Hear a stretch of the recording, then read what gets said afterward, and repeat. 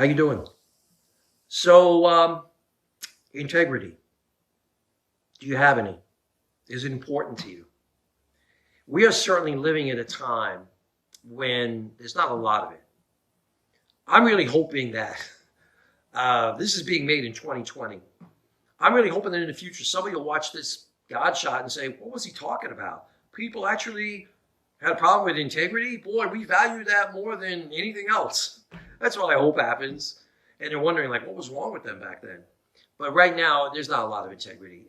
People are more concerned about their own personal gain, their own personal benefit. People don't care about truth. They just want a reaffirmation of their narrative, their outlook, their opinion, their way of looking at life. And I propose to you that there is not much in life more important than having integrity. To be a person that means what they say and says what they mean, and that lives what they say, that puts it into action, that there's a congruence between what a person says and what a person does. And we don't have a lot of that anymore. Everybody is out to spin instead of being a truth teller and a truth liver. I strive for it myself very, very much, and I believe it's very important.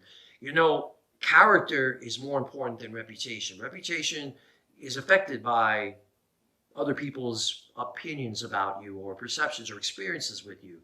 But your character comes from inside. And that's something that you do control and you have everything to say about. And it's infinitely more valuable.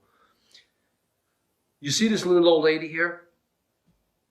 It's my Aunt Josie.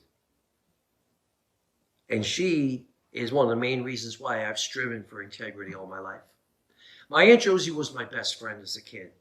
She lived next door to us. She was a little old lady that she had never married in life. And she treated our family as her own. And she had so much love. My mother was busy raising us. I'm the oldest of 9 kids. And my mother didn't have time for like the little things to like make you feel extra special. She did on it. She did her best. I love my mother. She did the best she could. But my little Aunt Josie next door always made you feel special. She always would tell you stories about the old days. She'd make your favorite cookies for you. She would just make you feel like you matter. I don't even know if I'd still be alive, you know, if I would have made it through those years if I didn't have that one person that I was special to. And she was that for me. And when my Aunt Josie got old, she fell and she broke her hip. For anybody that's serious, but for an old person, it was deadly. And she had to go into the hospital. And I remember a time when I went to go visit her. I went with one of my sisters, and we were there in the hospital room, and she was out of it. Maybe they had her on medicine. Maybe she was close to dying. Whatever it was, she didn't recognize me and my sister. And she really was like there, but not there. And I was getting upset. I'm like, God, please, please don't let it end this way. Don't let this person who was so special to me, you know, don't let her have to go and me not having that last moment of just being able to say not goodbye, but see you later in heaven. And I love you. I was like, God, don't let it end this way. And then like a miracle, she came to. And she recognized me and my sister. And what we did that day in that hospital room taught me more about life than anything that maybe ever happened to me. You know what we did for those, once she came to and recognized us, you know what we did? We went over every funny story we could remember. All the stories from our childhood. All the times when she came to every birthday party. She used to babysit for us. When I think of it, it was like, cool. We used to hide on her, and she couldn't find us. There was the time when we used to play baseball in her yard. Her yard was bigger than ours, and we were allowed to play there. My mother was always real cautious, like don't break anything. And we were like big shots. Me and my brother were playing little league, so we're playing with hard baseball, something we weren't supposed to do, but that was what we had to play with in the game. So we're like, we got to practice with a hard ball. And you know, I don't remember whether it was me or my brother, but one of us hit the ball, the baseball, right through her bathroom window. And she was sitting on the bowl at the time, and she just finished up and everything, and took the ball out of the bathtub, came to the window, and just said to us, "Did you lose this?" Threw it back out of this so we could keep playing. She patched up the window. She never told my mother, and it was just things like that. And then the nurses wanted to throw us out, and because it was time past visiting hours, and we gave her a big hug and kiss. Me and my sister did with my Aunt Josie, and then leaving there, I remember telling my sister, "I bet you this is the last time we see her."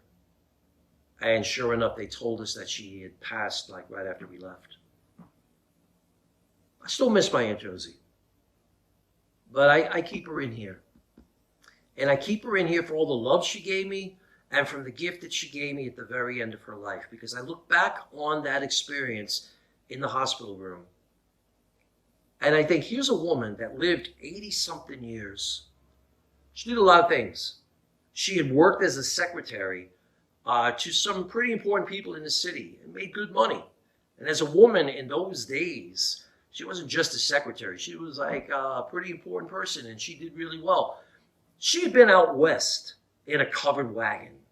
Okay, I saw the newspaper article about her adventures on a covered wagon. She was the first woman on Long Island to buy a car. When cars first came out, only guys bought cars. My Aunt Josie was the first woman to buy a car.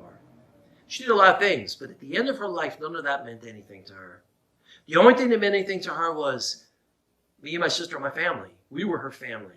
She'd never married. We were it. And that love she shared with us was what she wanted to remember at the very end of her life. That integrity of knowing what was important, having striven for it all her life, and then being able to celebrate that at the end. I want that. I hope you do too. And I hope your prayer is to be a person of integrity so that when your life is over, you look back on it. And none of us live it perfectly, but you know that it didn't matter that everybody else was selfish and ignorant and lazy and greedy and given into following the crowd. I knew what was important, and I strived to live that way. I hope you have that. You know why else I strive for integrity? This man. That's my grandpa. I'm named after him. Antonio Bellizzi. Now everybody's like, "Hey, I thought your name was Tony." Yeah, Tony is short for Anthony, which is English for Antonio. They tell me that when I was born and named after him, that he said it was the happiest day of his life. My grandpa believed that if there's a person comes after you that carries your name, it's like you're still alive. Like the essence of Antonio Bellizzi lives still in this world in the form of somebody who carries that name. And my grandpa died when I was like 9. And I wish I could have known him better and had more time with him because we moved far away from where he lived when I was like 6. And anyway, I want to see him in heaven. I see him in heaven, and I want to be able to look him in the eye and say, "I hope I did you proud, Grandpa. I hope that carrying the same name that we shared, that I made the most of my life while I walked this earth carrying your name. And I hope I made you proud." And I want you to think about, who are the people in your life, your Aunt Josie's, your people that they live with integrity, and therefore you can strive for that. No matter how many people in this world today don't value that, you can. Who is it that you want to see in heaven that came before you, that you could be sure is praying for you right now? And be able to look them in the eye and say, "I did the best I could. Hope I made you proud." It's things like that that really can keep you on the right track when everybody else is lost. I hope you go for that. God bless.